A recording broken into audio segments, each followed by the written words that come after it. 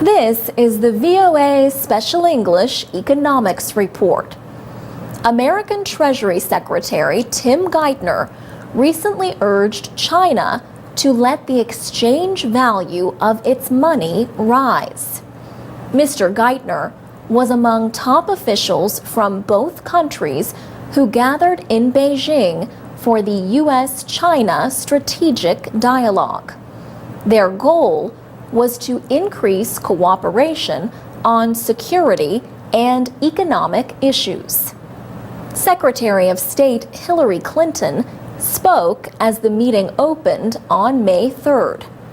She said the two sides were working to build a relationship so that both countries grow without unhealthy competition or conflict.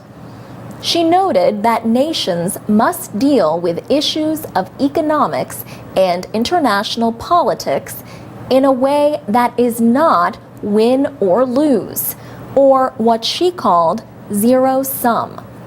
Secretary Clinton also said that both the United States and China have to meet responsibilities to their own citizens and the international community.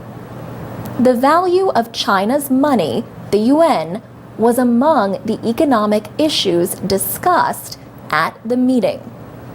In early May, the exchange rate was over 6 yuan to the American dollar. The United States says China intervenes in foreign currency markets to keep the exchange value of the yuan low. A lower value means Chinese exports are less costly than their competitors. Critics also say China unfairly supports its industries with many other forms of government support. Last year, America's trade deficit with China reached a record $295 billion. At the talks with American officials, Chinese Vice Premier Wang Qishan defended his country's money policy. He said China is moving at a measured rate to make its currency more flexible. And he urged the United States not to politicize economic issues. Mr. Wang also called on the United States to ease controls on high technology exports and increase Chinese access to financial markets. Secretary Geithner said China had moved toward a better way of valuing the yuan, but he said more reform was needed.